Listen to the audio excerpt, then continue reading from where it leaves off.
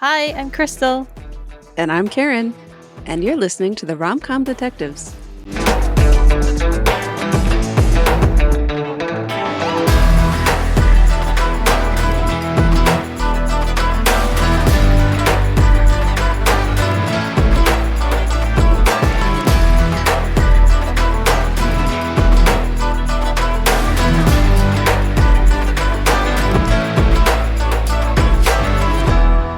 Welcome to Rom-Com Detectives, episode 33, Show Business, the next episode in our Mentalist unit. Today, Karin and I will be breaking down the 14th episode of the first season called Crimson Casanova.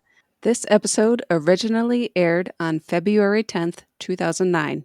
It was written by Ken Woodruff and directed by Leslie Linka Glatter. So before we get into the episode, we just wanted to talk about something very exciting that got announced recently, a Mentalist Rewatch podcast. But the way that it differs from ours is that this one is going to be hosted by none other than Owen Yeoman and Tim Kang. And it's called The TV Police. They had started teasing it, I don't know, like 3 weeks ago, maybe, right? Something Saying like that that, yep. something is coming. And so we were like, people were speculating on like the Mentalist Wolf Pen Discord. We're like, oh, is it a podcast? Is it a web series? Or is it, is it something new? Is it Mentalist related? But then, like, I think their second promo or something, they announced that it's going to be a Mentalist rewatch. They're going to be rewatching every episode from the beginning. So, and right now they have newsletter signups available. They're going to be offering like spots in their show and like you can ask them questions and things like that. So you can sign up right now. It's www.thetvpolice.com. So just in case people were wondering, we're still going to be doing Rom-Com Detectives Mentalist Unit because, I mean, although we both are going to have rewatch podcasts, Karin and I, we provide the fan perspective. That's right. And they're going to have, obviously, their cast and behind the scenes perspective. But oh my God, it'll be really something to look forward to. I can't wait to hear what they say about what happened, like behind the scenes for each episode. Although I do wonder if like they'll be able to remember because for us, like Yeah, we've been rewatching the show, like it's oh, fresh in our sorry. minds. But for them, it was like literally like it was like what 15 years ago. Or more, yeah, for No, the early actually, yeah, seasons. 16. Yeah, I mean, because we just said that this one aired in February 2009, and I think the beginning of the season was from 2008. So And of course, they made it. They filmed it sooner than that. yeah. So yeah, well, more than 16 years ago. I don't remember things from 16 years ago. Uh, but still, something to look forward to. I'm really excited about that. Yep, and that will premiere right now. They're saying September 30th, I believe. Yeah, and I think it's probably going to be weekly. I took a look at like the release schedules for like the other cast hosted rewatch podcasts, like Boneheads and The Psychologists are in, and I think did I look at Homicide, the Homicide one with Reed Diamond? I think I know that the first two I mentioned, those are both weekly releases, so I think that's probably what they're going to go with. That's just speculation on my part, but we Yeah, don't know if it's going to be a podcast or a video podcast. So, yeah, there's very little information. So, but we did get our emails from them after signing up. yeah, Their yeah, first little invitation to send in questions. So, yeah, it's happening. yeah. Make sure you guys go sign up. So, all right, let's get into the case briefing. For this one, it takes place at a resort in Casteloga, Napa County. The title relevance, a Casanova, that's named after a historical figure, fun fact, but it's a man known for seducing women and having many lovers. So a crimson Casanova, of course, refers to the murdery aspect. The victim and cause of death in this one was Claire Walcott, 32. The killer in this one was the resort manager, Kevin Haley. The CBI is involved because the victim's husband was friends with the governor and he wanted the investigation to be kept discreet. So the motive was jealousy, I guess, or revenge, right? A Yeah, mixture. He killed the lady Claire accidentally. He was aiming for somebody else. Guest stars, there were quite a few. David Burke, who played the killer, Kevin Haley, he's been on pretty much every police procedural there is to be on. He's been on Bones, CSI, Chuck, Numbers, The Closer, Medium, CSI New York, Castle, NCIS New Orleans, NCIS, CSI Cyber, and The Rookie, among other things. So, yeah, you've probably seen him around in something. Then there was Elon Gold. He played Paul Frick. He was in Stacked. There was Melinda Page Hamilton. She played Katie. She was on The Peripheral, and she also had a lot of guest appearances on a lot of other shows. There's Sasha Royce. He played Keith Walcott. He's from Chicago Med, Suits, and Lucifer fans might remember him as a U.S. Marshal from season 4.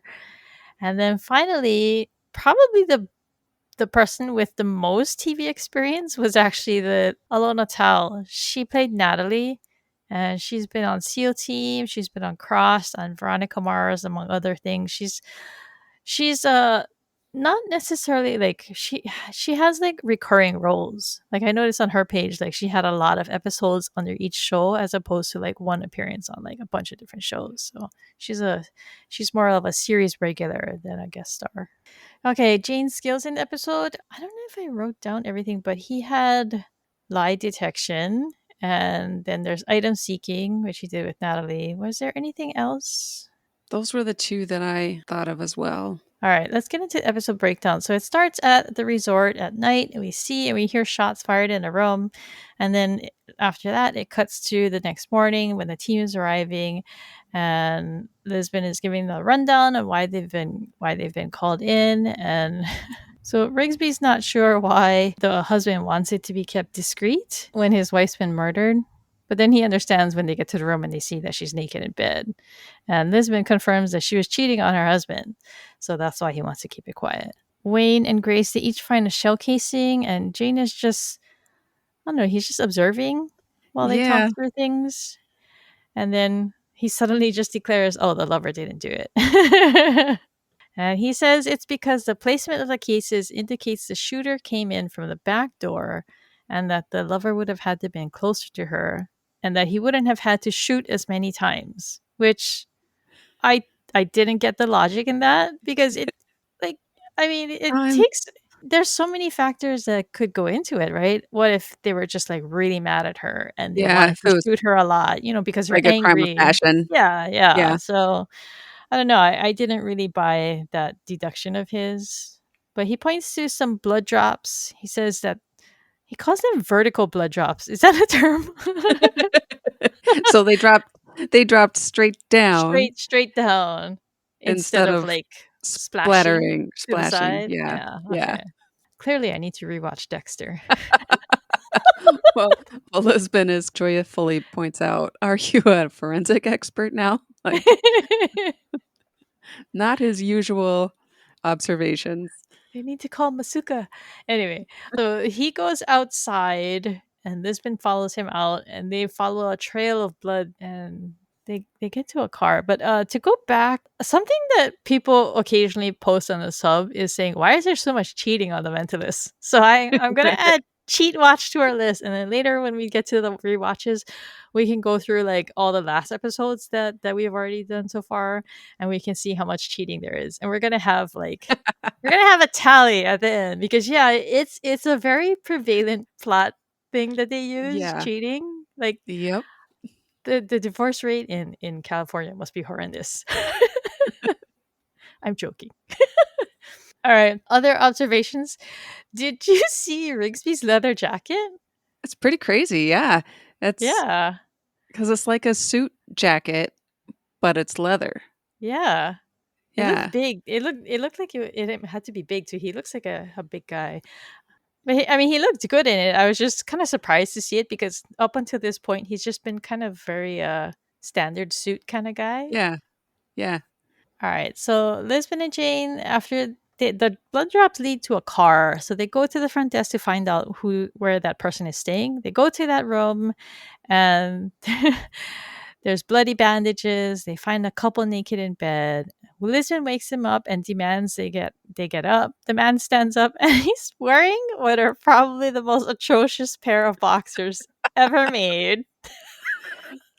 Yeah.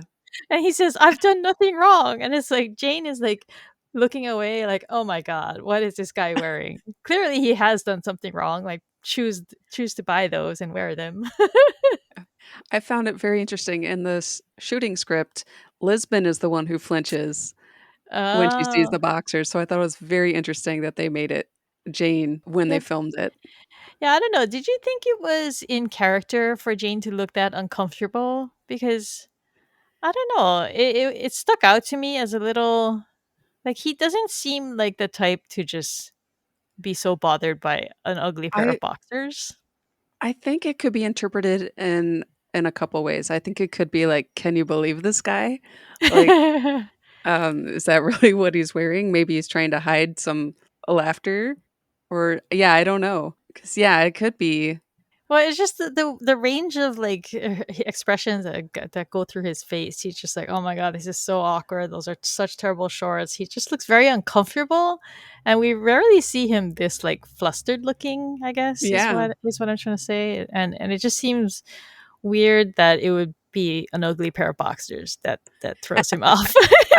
I guess they were just that bad. I guess so. Okay, so a vague spoiler here for people who have seen the whole show. But while I was rewatching the scene, I spotted a parallel in their positions when they're heading into the room with like the series finale. So see if you can spot it when they're walking into this room. Not gonna give anything away, just that. People can go back and look. All right. So next they start talking, or actually, this is where we first meet the guy Kevin Haley. He comes to knock on the door and wants to know when they can open like part of the resort again. Inside, they're talking to the guy who got shot. He was with the victim. His name is Paul Frick, which is A I'm choice for gonna sure. his name. It just bothers me. It's such a Yeah. ridiculous name. It is. I mean, they obviously make fun of like how this guy is a Casanova because I mean Grace and Lisbon comment about his looks and everybody balks at the fact that he can get so many women. Mhm. Like I guess I mean you can tell that they're implying that he's not traditionally handsome. Yeah. Right? Yes. At one point, someone does call him fugly. Yeah, yeah. But like also his name, it's just I don't know, if he introduced himself as that, I think that I would have been a little judgy right there, I think. Like what kind of name is that? I don't know.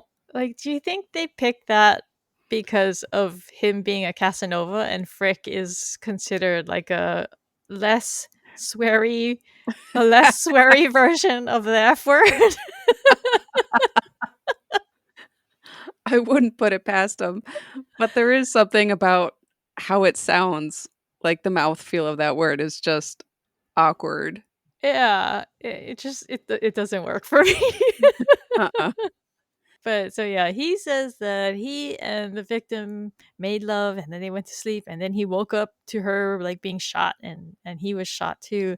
And I feel it's important to note that he gets shot, he finds this lady doctor to help him, and then he Mhm. sleeps with her too.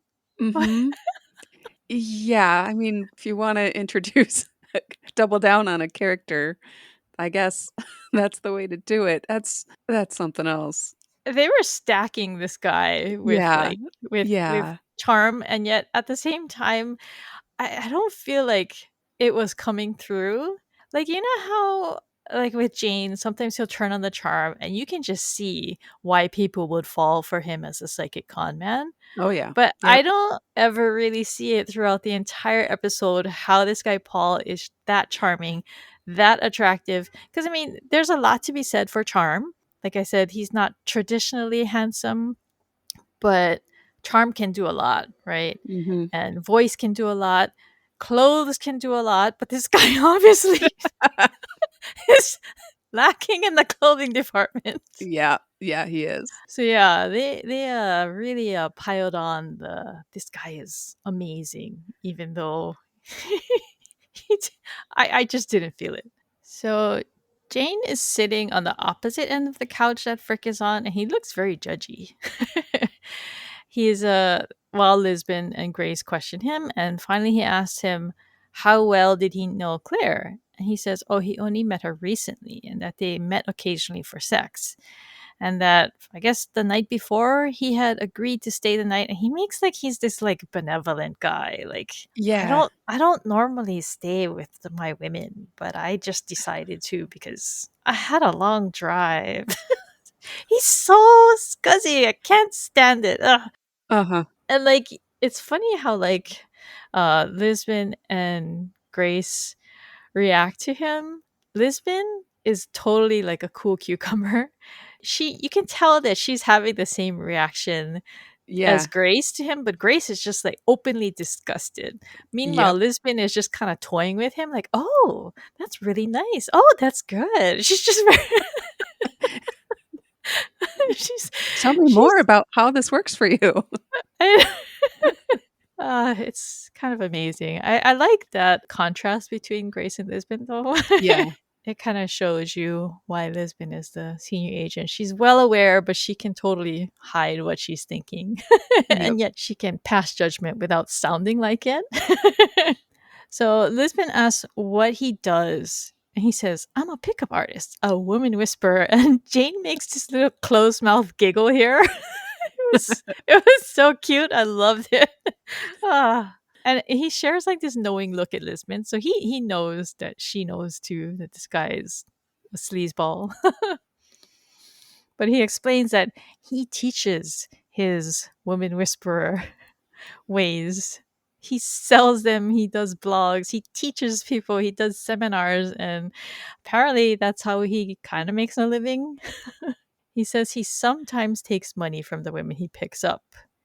And so Jane comes in here again and he says, "Oh, is your mother still alive?" And the guy, Paul, he's like rolling his eyes. He's like, "I know what you're going to say." And he's like telling him all about his mother and that his mother is dead, but he loves her very much and blah, blah, blah, blah. I guess because he thought that Jane was going to go into a whole Freudian thing about his mother and stuff like Yep. that. Yep. But it was kind of funny because Jane's like, who asked about your mother?" He's like Uh-huh. totally gaslighting him here. But right after he like does this whole, "I didn't say anything. What are you talking about?" He's like, "Actually, I'm just joking."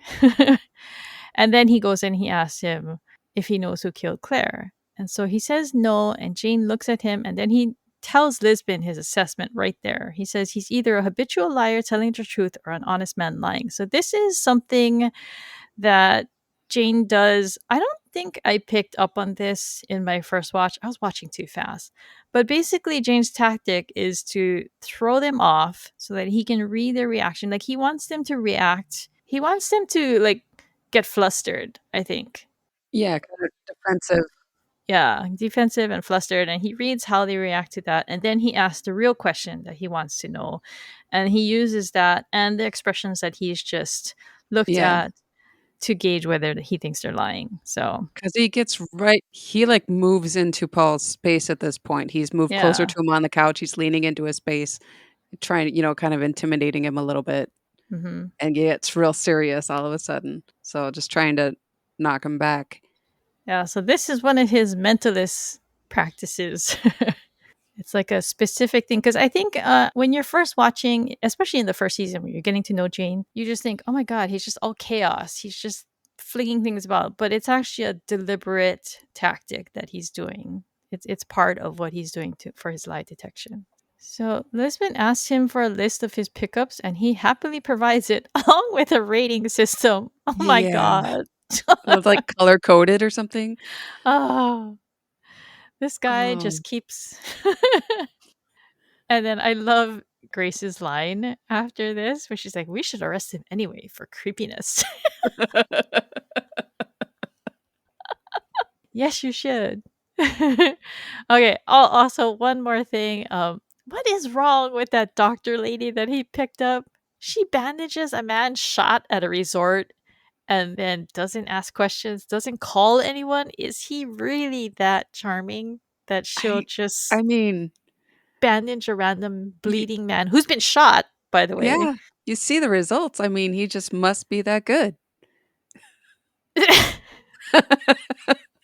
Okay, so Lisbon explains that they still can't find the gun, so Frick is in the clear. Which I okay over here, I don't buy this either. Just because you can't find the Uh-uh. gun doesn't mean he didn't do it. Like what? No. That's shoddy police work, Lisbon. I think if they had, if they had said that he was clean of gunshot residue, Sure. then I think that would have made more sense. That it's clear that he went from I don't know being shot to sleeping with this woman, he would probably still have some on him. But if he checked out and didn't have any, then I can see where he's like not a suspect. But I feel like he should still be a suspect without that. If it's Yeah. just the gun is missing, I mean, okay, so if I shoot somebody, I can just go toss it in the woods. And if they don't find it, I didn't do it.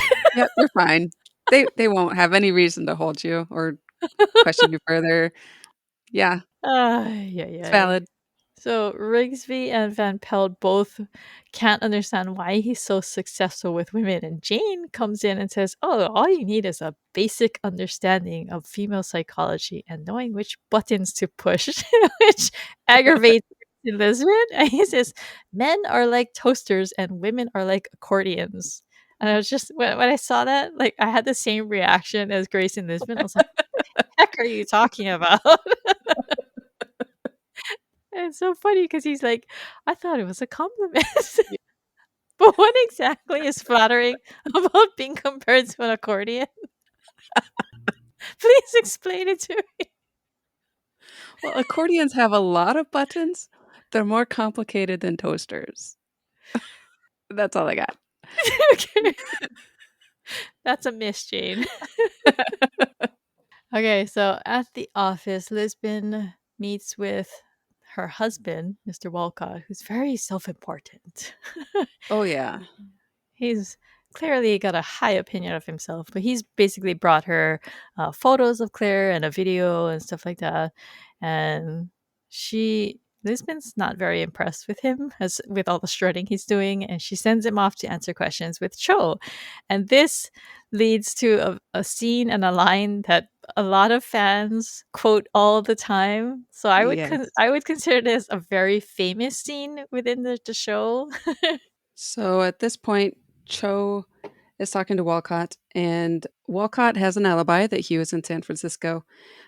He says, his wife was harmless. There would be no reason for anyone to kill her. But then he remembers that she had an assistant that she fired for stealing jewelry. So there's a little motive there. So Cho asks him if he was aware that she was meeting a lover on the night she was murdered. And Walcott says that the local PD shared that information with him, but he didn't know beforehand, he says, and asks if the lover is a suspect. And Cho says no, but they know who he is. And Walcott demands to know the name of this guy. And Cho's like, nope, I can't tell you that. Just flat out refuses. So Walcott's like becoming threatening, saying, I can make one phone call and your career is toast. And Cho comes back with this iconic line, that's impressive. The best I can get with one call is a pizza. Which I think is selling himself short. I'm pretty sure Cho can do better than one pizza. It's still a really good line though, and the way he delivers it is really good. I think that's what makes it iconic is the way he says it, right? Mhm.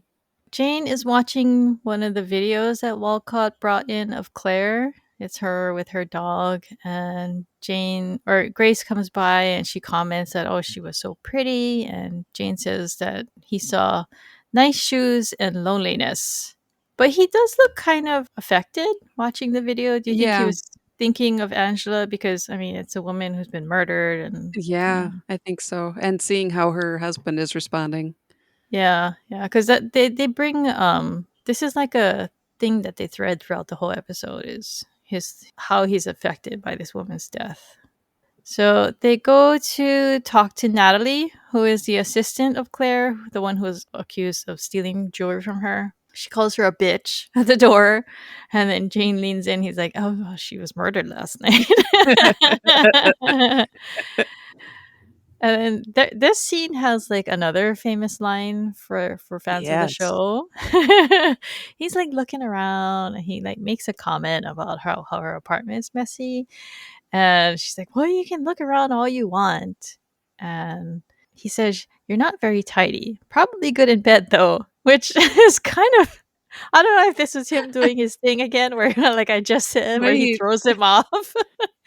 I don't know, this one feels different.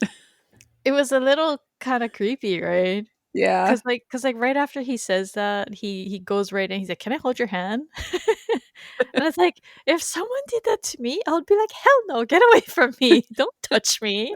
But he's kind of assertive. He's like, He like shushes her, right? Yeah. Because like she's about to protest, and he's like, "Shh," and oh, we should write that down. Pulse reading. That's what he's doing too.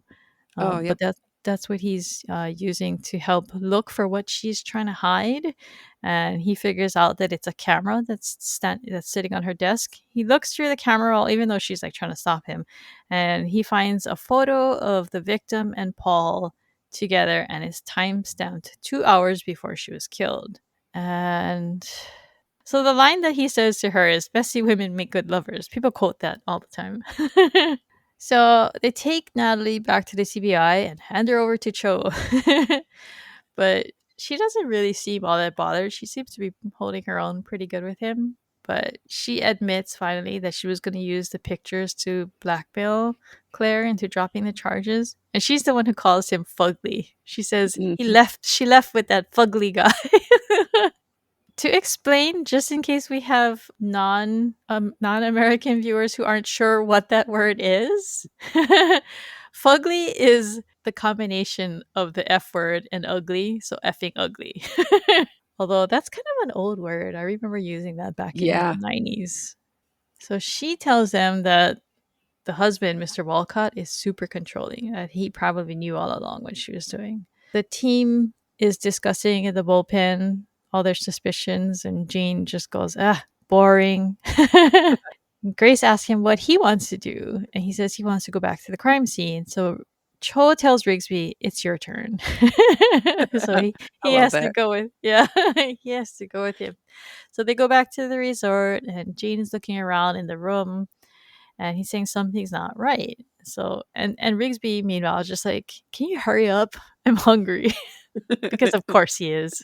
But Jane notices he goes outside and he notices that he can't get back in. So Rigsby has to let him back in. So after that, they head to the resort restaurant. They see the manager again and they notice that Frick is there and he's talking to this blonde waitress. The manager is very interested in them and he goes over to talk to them. And Jane notices all of this, I think. So, and then Frick notices them too and he invites them over. And Jane is kind of surprised that he's back at the resort, which, I mean, fair. He got shot there. Right. And I mean, they haven't caught the guy yet either. But I guess the guy thinks that Claire was the target. Right. So he, Yeah, I'm surprised they didn't play up on that more throughout the episode. Like yeah. they never really show that Frick is in any danger. But he says that it's his number one hunting ground. It's full of beautiful, rich, married, unhappy women. But they pull up chairs and sit down with him, and Jane starts picking his brain, asking him if a woman you are close to just got shot and murdered here. Like, aren't you reluctant to come back? And he says, yeah, but he's going to use the gunshot to pick up women. Yeah. this, this guy, I swear. Ah. And oh my God, I love this part because Rigsby asked him, oh, how do you do it? Yeah. Like Christine's like, tell me more. Which, and it's so funny because he's casually trying to make like this is for the investigation. But the guy Frick, he knows, oh, you need help? And Frick tells him that he has some basic techniques that will turn him into a sex machine. And Rigsby tells him, oh, he's more of a steady relationship kind of guy. And the guy Frick doesn't really understand this. He's like, why would you want a relationship when you can sleep with, he calls them super foxes. When you can have a different super fox every night. Jane asks if he ever fell in love with any of his super foxes, and he denies it. he starts to go into his basic technique, and Jane looks really annoyed with him here. So I guess this guy is testing his patience, and he only has so much that he can hold back. Because normally Jane is pretty good about hiding his how he feels around people he's questioning, but yeah, Yeah. he looks pretty irritated with him. And I think it's just because this lingering thing that has been established where that started with him watching the video of the victim. So the waitress comes back and the guy Paul goes quiet, but then he starts telling Rigsby about his contempt, control, excitement. He explains that women want men who don't need or want them and want to be told what to do. And I'm going to just say that's only some women. This is the budget seminar right now. We got his 3 big points right here. It really reminds me of the guy. There was a Lucifer episode. It was called Manly Whatnots, where this guy was doing a seminar, charging I think it was like $5,000 for each person Oh, to come. boy. He was a professional pickup artist too. So yeah, same concept. But so the waitress comes back, and as she comes back, he's continuing to tell Rigsby that once you draw the woman in, you leave, and that he promises that she'll tear your clothes off after that. I gotta say, this episode and the things he's talking about doesn't give me a very high opinion of women in California who go to Oh, resorts and spas. they're just unhappy. So Jane notices Katie is bothered by the things that he's saying. He asks them, "Oh, what's going on between the two of you?" And they both deny it. But Frick, he looks uncomfortable. She leaves, and then he tells Jane that he let her sleep with him sometimes. Oh, Every time you think oh. he can't get any worse, he just gets worse. Oh my goodness, this guy. But Jane calls him on that. He says, "No, I think you had feelings for her." He says he did, but he doesn't know. And then they ask him about the patio door, and he says that he thinks it was closed. So this is an important moment in the episode because I think this is where Jane figures it out, basically. Yeah. So they get up to leave, and Rigsby's like, "No, I'm really hungry." One track mind, right? Yeah. Well, they went to the restaurant, and then they never even got to They order. never ate, yeah. But Jane says that they can get drive-through. But then they go somewhere else together. So I guess they go to get drive-through and then they go to their next thing. So there was one. Okay, so I wrote down that at one point he says, "Love is for guys who can't get laid." It's like, what? I like Jane's reaction to this. And then, oh my God, it was so funny that Rigsby immediately tries to get information out of him. Tell me he's not more. he's not very subtle. So back at the office, there's a large group of women waiting to be questioned by Cho, and Poor they go Joe. through like a montage, like a cut of his interviews. He's like increasingly confused about why all these women are okay with a one night stand with this guy. And at one point, he says 4 times, so I guess he's quite something in the bedroom. And then in the break room, Grace asks Joe, "Oh, have you found any suspects?" And he says he still has more women to talk to tomorrow. So I guess it's more than 10 women. Didn't he tell this when he had a top 10 list or something? I don't think so. Oh, okay. So he just had a list then. But Yeah. Grace has found something suspicious on Walcott's account. She said that the wife had made a $200,000 withdrawal on a cashier's check, and it was made out to Paul Frick, and that he had set it up so that he would get notified with any kind of big transactions. So he knew about the money. I thought it was funny that Cho says that the women that he's talking to are only A through M. Uh-huh. Oh boy.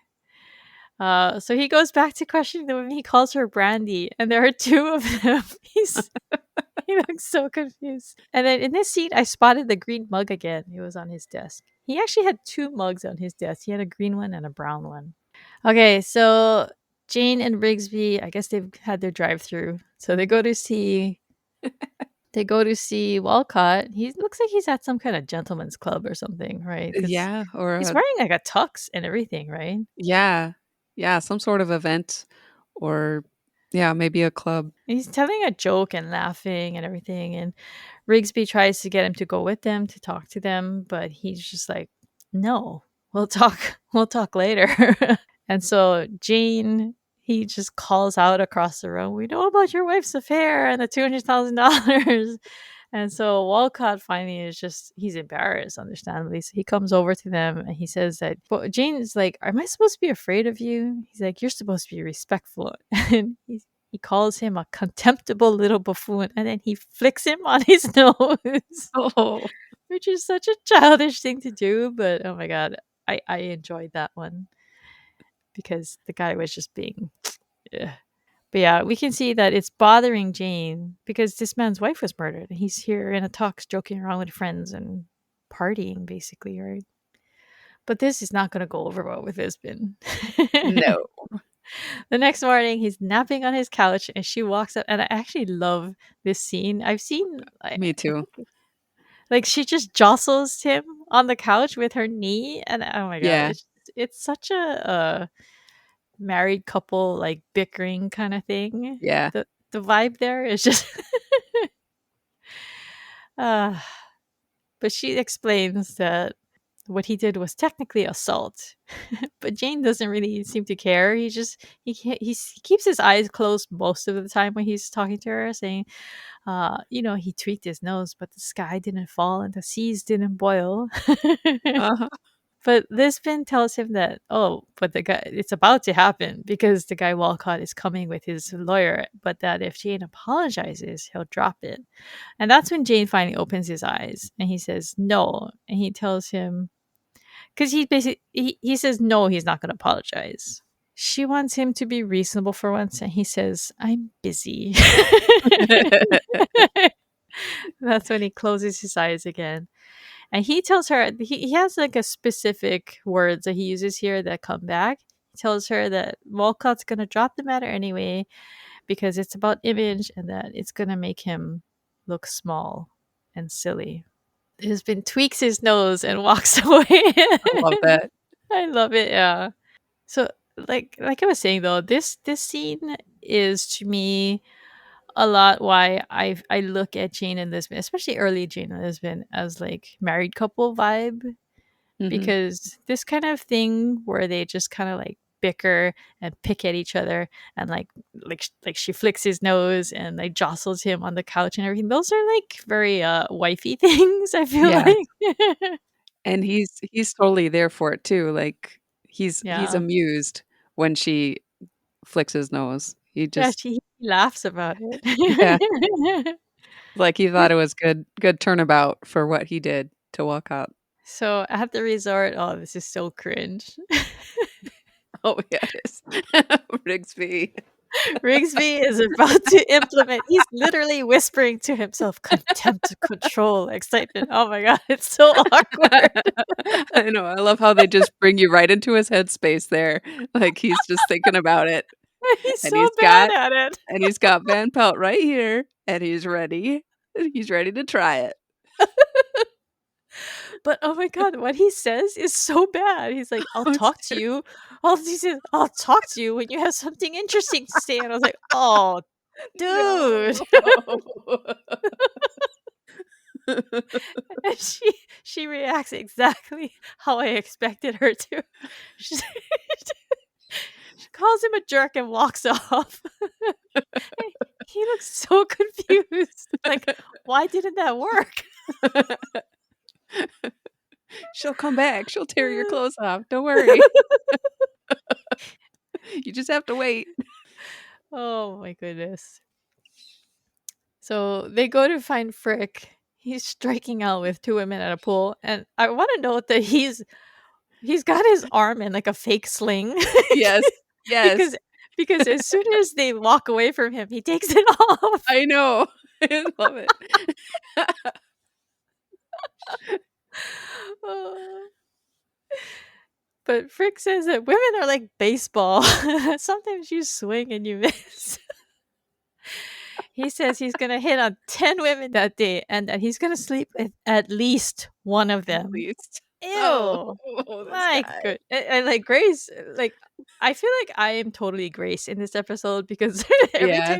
every time she reacts to him some way, that's exactly how I feel. So she's like a reflection of me in this episode. She's like, that's gross. And ew. He chooses this moment to turn his focus on her. Oh, why? How can he not pick up on these vibes that she's being so clear? She's not interested. Also, oh my god, this guy. This part just reinforces his terrible taste in clothes. You just see the shirt he was wearing. It's awful. If Jane were here, he'd be making an uncomfortable face. But yeah, so Frick is like digging in with Grace as they're leaving. He's like, I didn't notice before, but you're actually not bad looking. It's like, wow. Oh, yeah, high praise, right? Like, he's laying it on a little too thick, I think.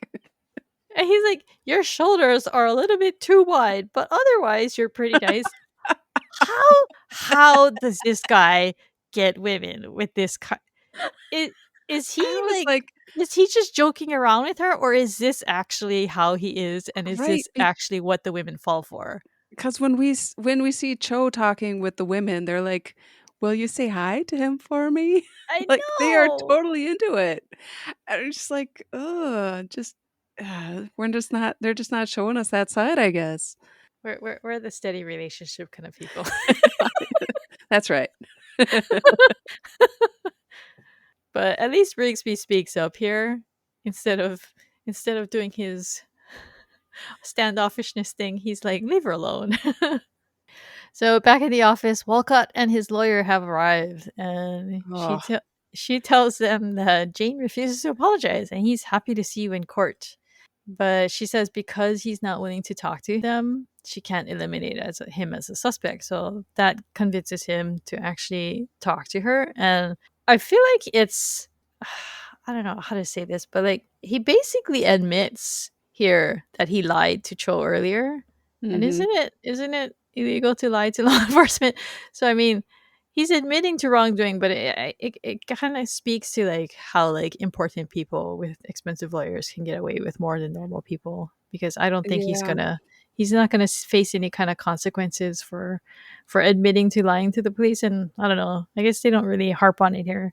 He confirms basically what Grace said, was that he knew about the money, he knew who the check was going to, and that he stopped the check. Lisbon asked him if he was angry. He's like, no, I wanted to divorce her for ages. So I was happy. Now I had my excuse. Oh my goodness. And he just says that she was irritating and that the affair saved him a lot of money because it cut her payout in half. And he was going to divorce her on Monday anyway. But then Lisbon points out, oh, well, her dying saved you even more money because now you don't have to pay out even that half, Yeah. right? But yeah, and ew, this guy, there's two gross guys in this poor lady's life because he says he's sorry she's dead, but hey, every cloud. Ugh. So I think this is actually the thing that he says is actually why Lisbon says what she does next. They end the meeting, and Walcott ends with more threats. He's like, "Oh, you're going to be hearing from the AG about Jane," and she's like, "No, I don't think you are." And she uses Jane's exact Mm. words here. She says, "I think you're going to realize that this makes you seem small and silly, and that you'll drop the whole matter." They don't respond to this. So, do you think Lisbon is a little worried here, or do you think that she feels confident in what Jane said and using his words, or what? I feel like she has this moment where she's like, "I can't believe I just said that." Yeah, yeah, And like, did that really come out of my mouth? And I think she's confident enough that it's he did hear that, you know, that she's thinks that he won't follow through now. yeah. So kind of a did that really work? And I think it's kind of like it shows Lisbon's slow transition to being closer Yeah. to Jane, because we see her like constantly at odds with him throughout the first half of the season. But Yeah. here she's actually employing something that he Yeah. said that normally she would be like, I can't believe you say that. You can't say that, you know? Right. But then she turns around and she uses his exact words to kind of like, I don't know. It's funny that she uses his words to try to save him. Yeah. Yeah. Okay, so what did you think of this? At the beginning of the conversation, she referred to him as Agent Jane. Like, do you think that Yeah, was a mistake?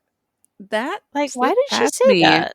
Um, yeah, that's like, is that a intimidation Yeah, tactic, like, or is was she she trying? just trying to give him more weight while she had Yeah, this conversation? Or was it just it's a mistake? Because, yeah, I mean, when she says that, I was like, Agent Jane? No one ever refers to him as Agent Jane. What? yeah, is she just trying to make him feel like a more important team member in this moment?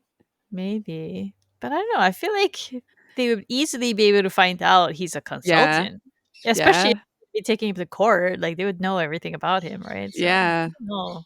It's weird. So next we go to Cho, who is questioning Paul at the CBI because I guess that's what Rigsby and Grace were. They went to go collect him at the resort to bring him to the office.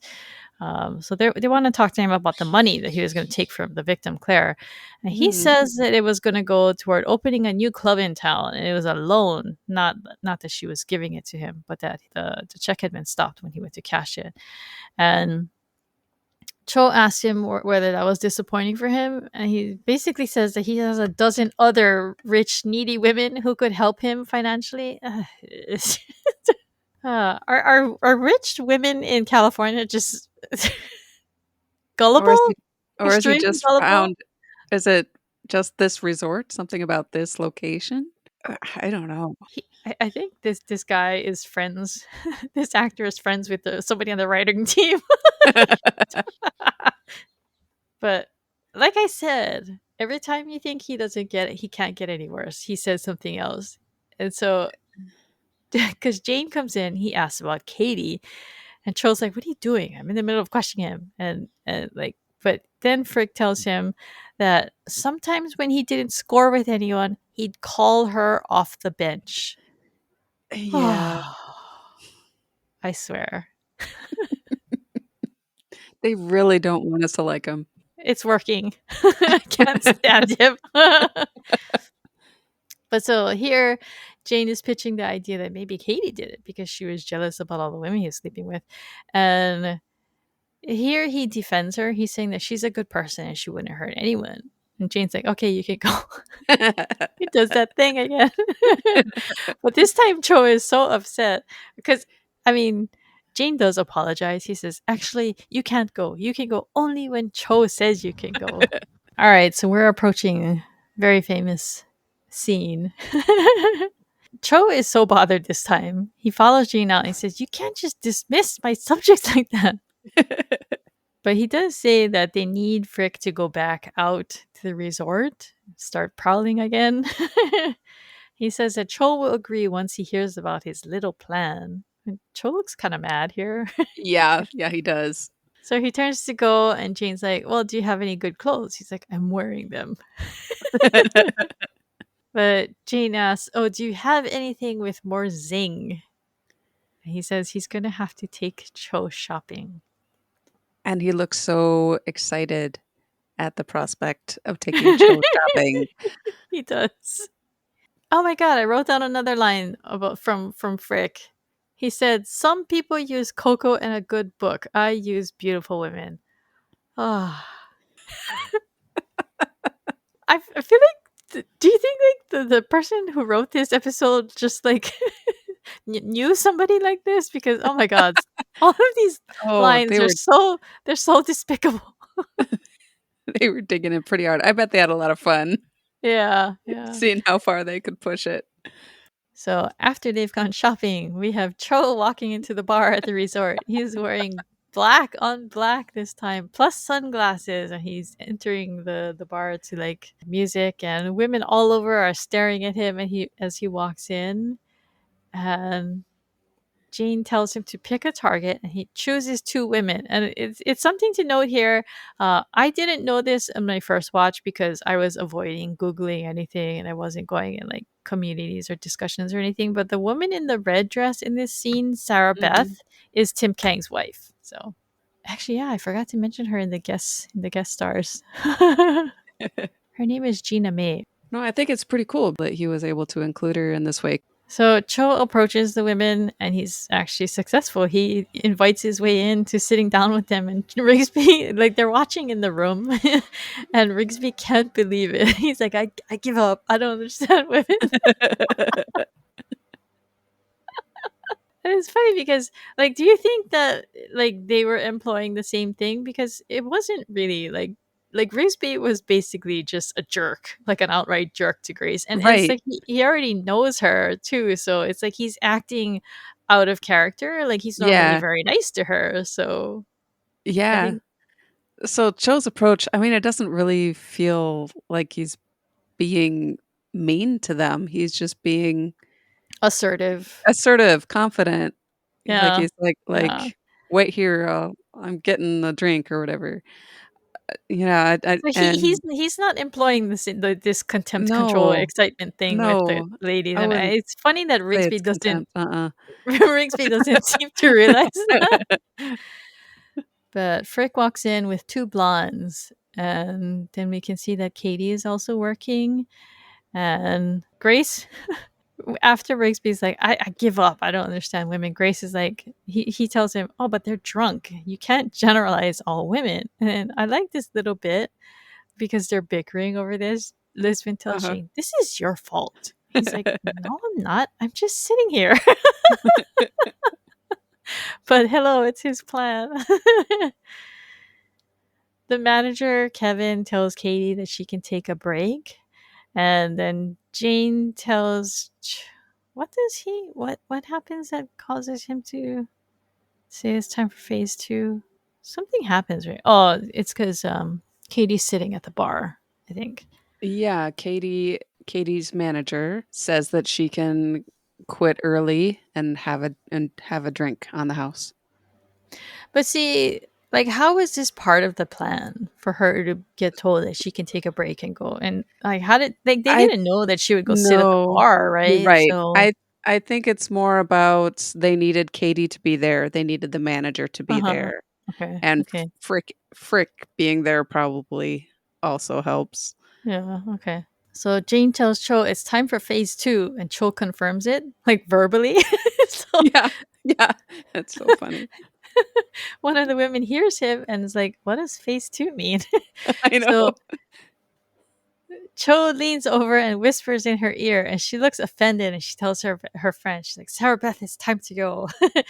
And she's like, "What did he say?" And so the lady tells her, her jaw drops open, but she looks back at Cho and Yes, smiles.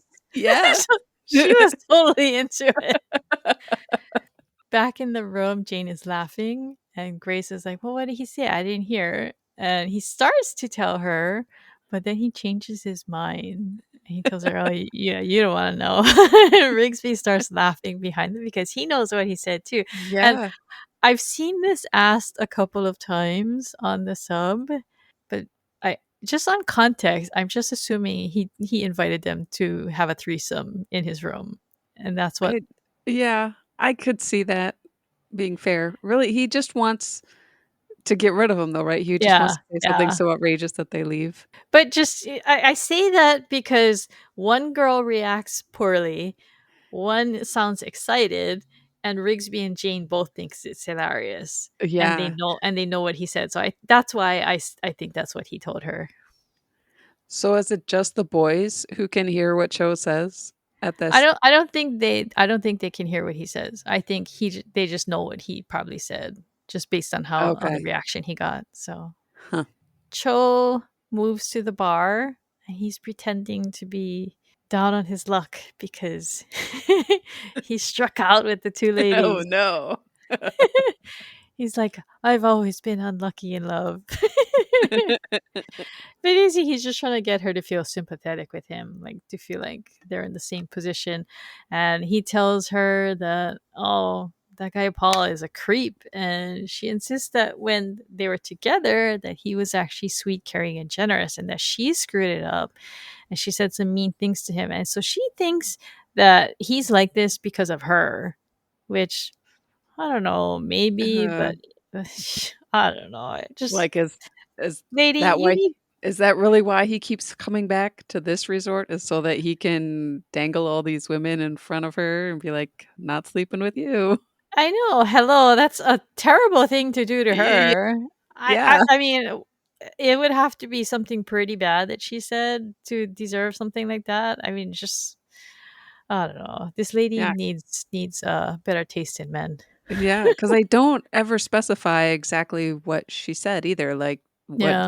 did she spark this? Because like, he does say that it's he had this relationship with her before he found his mojo, Mhm. like, Mhm. before he became the Casanova. Mm. So is that the trigger? Was this what started it all? Was this fight? That's what Katie thinks, at Yeah. least? I don't know. I feel like you don't go from being kind and sweet and generous to being a professional womanizer. Right, right. Like, you don't just turn it on and, "Oh, well, my ex was mean to me, so I'm gonna go out and pick up all of these women And be very successful and at be it. very good at it." And Like, start giving what? seminars. What is this fantasy? Uh, Cho suggests a plan to make Paul jealous. They're gonna look like they're really enjoying each other and walk by him when they leave. And it works because he looks bothered when when she leaves with Cho, and they're laughing when they head to his room. And Cho smiles here a lot. Yeah, he does. He He's looks very happy and excited. He's putting on quite a show. yeah.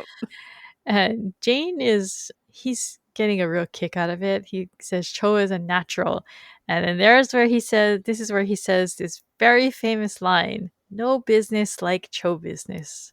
And I wanted to note that during the AMA, Owen says that he's the one who came up with that line. So Yeah. yeah, I don't know how that came about, but that's what he says.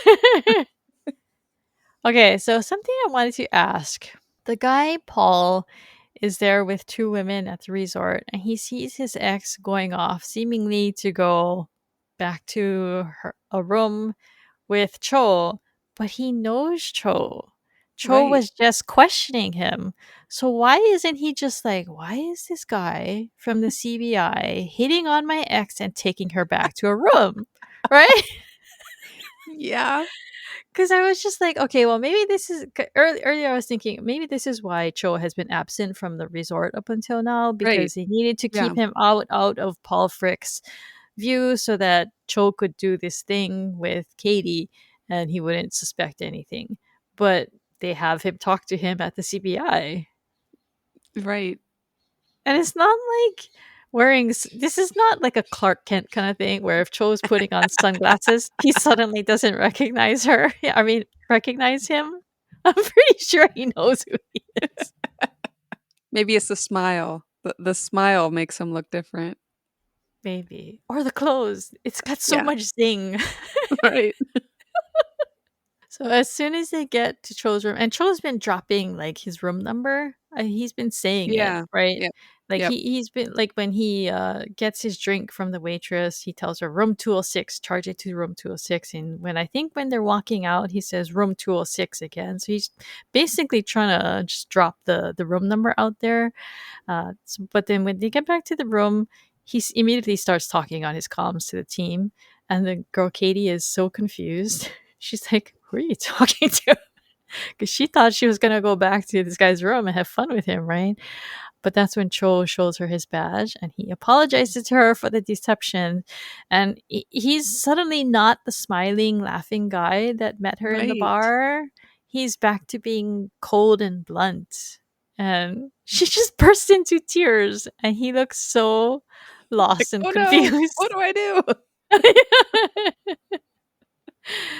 But it was kind of funny that like Jane was just laughing and calling his flirting. He referred to it as show business. But then here in this room, when he reverts back to his cop cho self, this is like the real show business, right?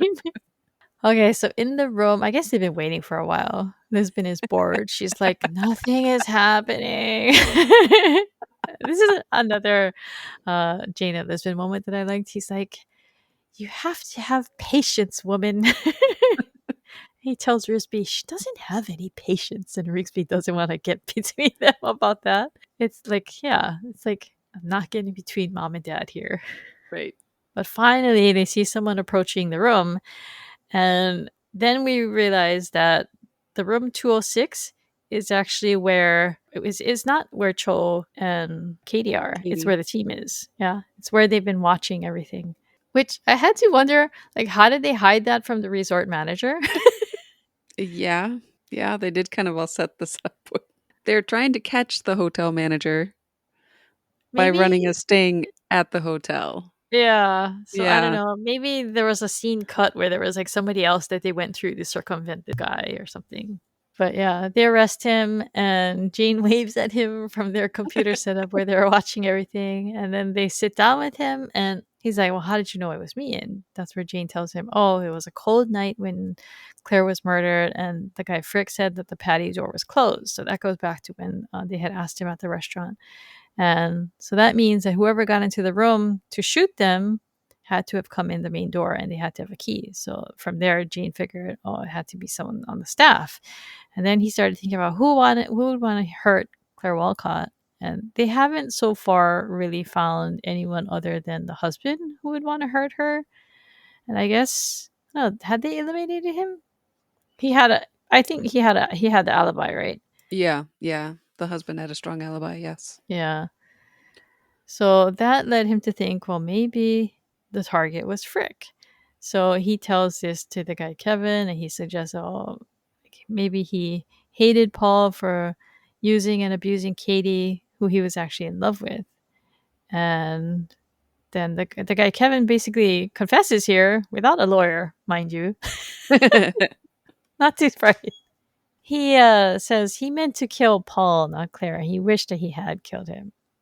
But then he's like starts to victim blame, which is pretty Yes. terrible. He's like, well, Yes. she shouldn't have been cheating on her husband anyway. It's not like anybody cares. And Jane actually gets angry here. And like I said, like he doesn't always express this kind of stuff, but he does here. He's like, I care. She was a living person. And he basically demands that he apologizes. And he basically, and even if Lisbon's like, stop it, he Mhm. waits until he says sorry. And then Lisbon asks, where's Cho? He's like, I don't know. He's not answering his phone. He's in the other room talking to Katie. And she tells him that at the end of the day, she still wants to be with Paul. And she says, love is crazy, isn't it? And he says, no, it isn't. You should seek psychiatric help. And Katie just laughs. You realize Yeah. Joe's being serious here. At an outdoor bar. I think it's at the resort, but it's a different bar. It looks like a different bar, right? Like it's like a bigger area. And it's Yeah. outside. But Paul comes and sits down next to Jane, and he asks, "Oh, had a rough night?" He says, "No, he got two numbers." And then when he sees Katie, he turns to Jane and says, "Two very tasty numbers." So it's like Katie triggers. I think they're trying to say that Yeah. Katie triggers this nasty side of him. I don't know. I don't know how I feel about that. He's icky. Yeah. I do like what comes next though. Jane throws his water in Paul's face. Uh-huh.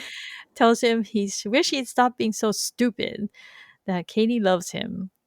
And it's like, I don't know.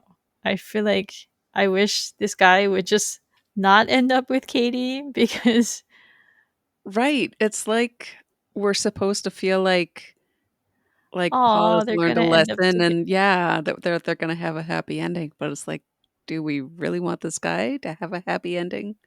Yeah. Is this a happy ending for Katie? And even, Really? yeah, and like, yeah, for her, like this guy has been sleeping with like who knows how many women. It seems like dozens. It's like, Yeah. I don't know. Have some. Really? Is that what you want still? I mean, who cares who he was before? He's done a lot of things in the middle that are pretty icky. I don't know. Yeah. But there is a parallel that I do want to bring up later. So I say that, but at the same time, I do kind of understand because it's a theme that becomes important later. And there's a Mhm. line that I wanted to highlight. So he gets up to go talk to Katie, and then a woman in a red dress approaches Jane and invites him to join her and her friend. And he tells her, no, he's married. And then he just sits at the bar and looks at his wedding ring. And then he Yeah. wanted to, yeah. Yeah. I thought it was important to note the music here when Jane throws water in Paul's face and tells him, "You've got a woman there who loves you. You should go do something about it." The music that's playing in this scene comes back in, I don't know how how much we want to spoil I mean, you that. can be vague about it. Okay. It comes back in, the episode Bluebird and applying to Jane and Lisbon hmm and their relationship, and so it's just very striking. I think everyone who knows that scene in Bluebird hears this music and they think of that scene, and Yeah, and the line that he said here, I wrote it down. He says, "I wish you'd stop being so damn stupid. You have a good woman over there who knows you and still loves you." yes, and that comes back in another episode too, Yeah, yeah. in a You're different talking episode. about War of the Roses? Yeah, I think so, It yeah, was with it's an Erica Flynn Erica. episode. Yeah. Yeah. Yeah, so this episode, I don't know, it's like this episode feels gross in a lot of ways, But but there it's are also so many. important. Yeah, it's very important. There are things that they call back to later in the show that are very Yeah. important. Yeah, this show has a lot of those mirroring kind of moments that likes Yeah. to reflect back on what, so this is establishing kind of a base level for a lot of things. But I thought it was interesting. The track is called "I Don't Need Saving." I'm not sure how that applies. All Frick, however. I think the title of his song should be "I Don't Deserve Saving." Ugh. Okay, so cold reading. We mentioned this already. At what point Jane cracks the case? It's at the resort at Rigsby when he can't get back into the room, and then also combined with when they're in the restaurant and he notices Katie interacting, or the way that the manager notices Katie and Frick interacting. So, Yeah, it's very subtle, I think. mm. But I mean, it's enough where you like notice it at the restaurant, but maybe you don't really pay attention to it. Yeah, yeah, Something that you can pick up on rewatch. The show yes. is very rewatchable. And another thing I noticed, it happened so fast. At the beginning of the episode, they're coming to collect the body. It's the Napa County coroner. That's how you kind of Mhm. know that it's in Napa County. But in the reflection of the van, you can see the sheriff's car. Oh, I was huh. like, and the sheriff is Thomas Thomas McAllister. McAllister, who becomes important later. Yeah, I don't know. I mean, there's another Napa episode. I don't remember which season it's in. Is it two? But there's another one in Napa County that we don't see the sheriff in Yeah, it. So yeah, yeah. Well, by this point of the show, they've kind of branched away from including the local authorities so much. yeah, And I thought it was interesting. yeah. Actually, you're right because yeah, they don't have any. I mean, they mention local PD, but they don't show them. So Yeah. okay, hot reading. Did we have any locations? Oh no, I didn't Okay. notice any recurring locations. Although Okay. maybe we should keep an eye on like the way this resort looks, because I think there's another resort that they go to, the one with the the jewelry, the the drug addict girl. I don't remember what season that's in, but that kind of has a similar look. It was Okay. basically a rehab facility that they go to. So Oh, maybe it okay. was the same. I don't Okay. know. Maybe we'll have to remember and compare later. Okay. Okay. Sounds good.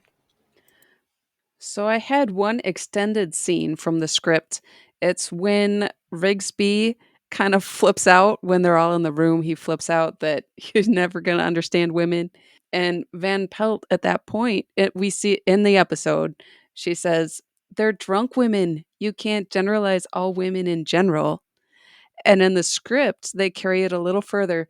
And Rigsby says, "No, you went for Frick's line the same way, like a mackerel. Bam, hooked." And Van Pelt says, "That is so not true."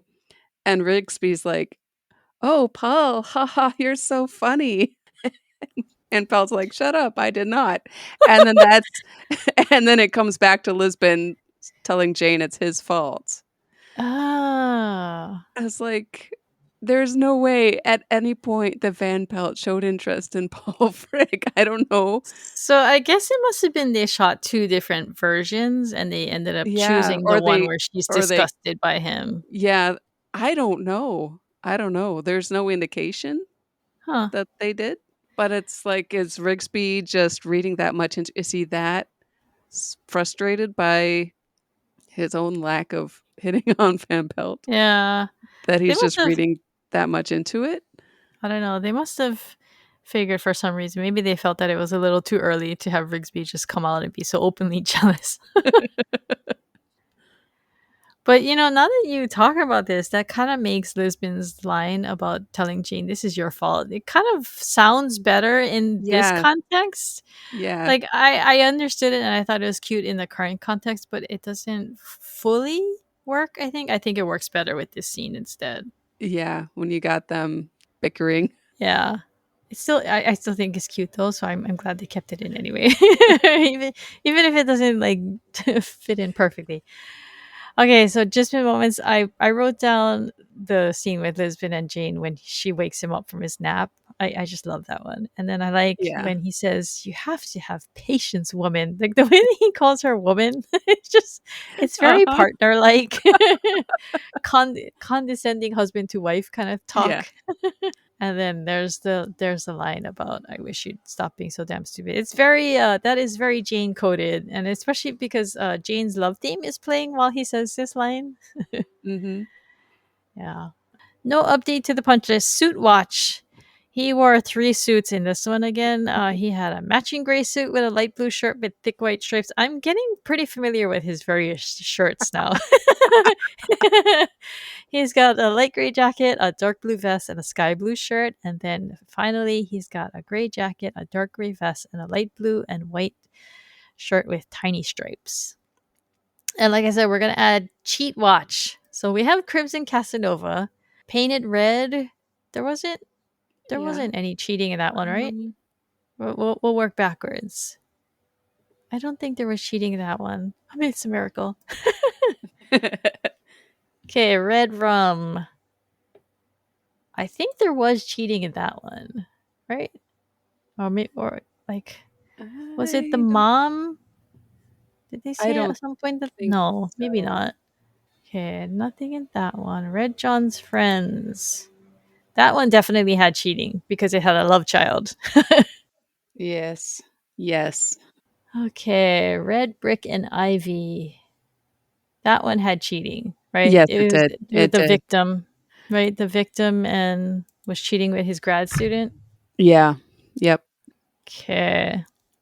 Flame Red, definitely cheating because that one the wife Yes. was cheating on her husband with the friend, Yes. right? Oh, this is not looking good. Okay, Thin Red Line. Oh, yeah, see, here's another Yep. one. This one Uh-huh. had a love child too. Oh boy. Seeing Red. Uh no. I don't think so. Yeah. Red-handed. That one Red definitely had cheating. That was a casino one, right? The yeah, I guy, was like the yeah, husband was cheating. Yeah. or the was he cheating or Oh no, no. he That was was the one where he traded his wife for a poker hand yeah, or something. yeah, yeah. Did we write that down? Wait, what about the victim? No, he was killed by the son-in-law. Huh. Okay, no, I'm gonna take that one off. Okay. All right. Redwood. Yes. No. Right? Oh, Yes. does it? Yes, the Oh because yeah, the best the friend. one girl The best was friend was yeah, sleeping with her best friend. yeah, Oh, yeah. okay. Okay, ladies in red. Uh, Um, is that the one with the trolls? The troll yeah, dolls? yeah, yeah, Because yeah. yeah, she had he had the girlfriend. Yes. Oh yeah, that's right. He was stealing money, right? The lawyer was they were trying to steal money. Okay, red tide. No, right? Because that was the one with the kids. Yeah. Okay, red hair and silver tape. No. I think that one's all right. Okay, and then the pilot. Definitely yes. Because Yes. that was a banging your wife with a like a Like big a bass big drum. bass drum. Okay, so 1, 2, 3, 4. Holy cow, that's 8 out of 14 so far. Whew. That's not gonna looking so good for our cheat watch. A lot of cheating going on. Okay, so nothing to add for Revenge Watch or the Red John timeline. Okay, let's go to favorite lines. I liked so many of the lines in this one, but I did like Grace's. I say we bring him in anyway for creepiness. I've got Jane's line, men are like toasters, women are more like accordions. I just love the reaction when the women walk away and he's like, I thought that was a compliment. The Cho Zinger of the week. We've got, of course, you got to go with that's Yep. impressive. The best I can get with one call is a pizza. I really feel like this is Cho's episode. Like Yeah, that's really, a really good one. Tim King really finds Cho at this point, I think. Yeah, that's a good point because up until this point he's been because like a lot of people know Cho as being very stoic and very flat, Mhm. deadpan. But as I like to tell people, he's not like this in the beginning of the show. He Yeah. smiles a lot. Yeah. He laughs, and we see him be a little happier, and then he kind of solidifies his actual steadfast Cho personality around like the middle of this season. Feels like. Yeah. It's Tamsin Dove's fault. She bewitched him.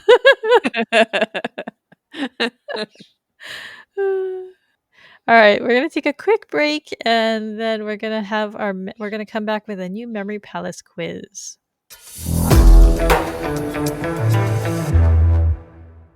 Okay, we're back with a new Memory Palace quiz for you this week. The way this works is I'm going to ask Karin 5 questions of increasing difficulty plus a bonus question about the episode we just discussed, and you'll have 5 seconds to come up with the answer. Are you ready, Karin? Let's do it. Okay, question 1. Where was Paul shot? And by this I mean on his body. Oh, okay. Not like where in the resort. Right.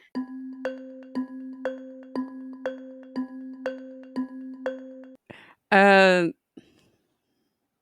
left arm. Hey, there you go. Good job. Okay, question 2. What room was the team watching from?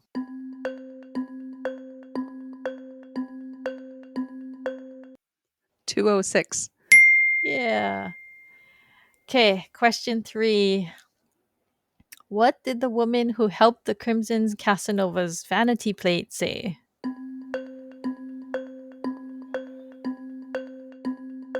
Dock lady. Hey, you got it. Okay, question 4. What is the minimum cost of a room at the resort?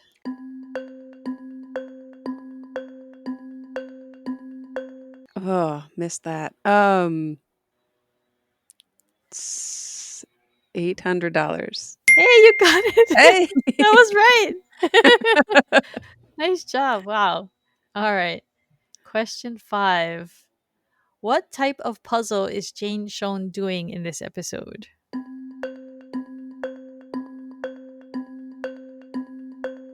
Sudoku. There you go. Okay. If you get this bonus question, you've gotten all of them right. Ooh. What kind of drink does Cho order at the bar? Oh, shoot.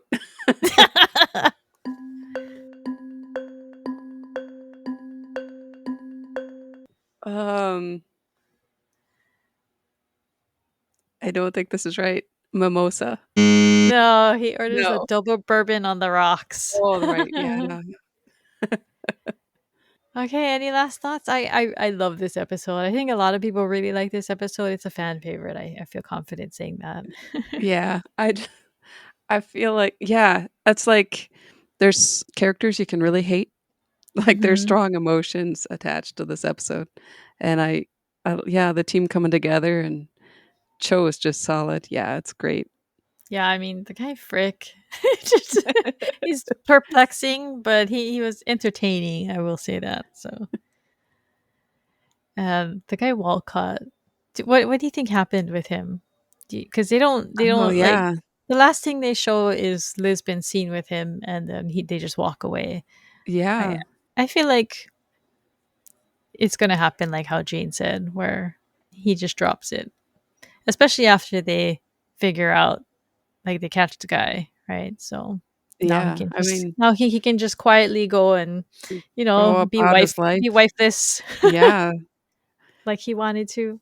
Yeah. All right. If you're enjoying Rom-Com Detectives, please consider taking a minute to leave us a rating or review on Apple Podcasts or Spotify. If you're on Spotify, Reddit, or YouTube, leave us a comment answering our question of the week and tell us whether you would have dated Paul Frick and what you think of his name and what you think of his clothes and what you think of his approach to women. Because, oh my God. Oh, yikes.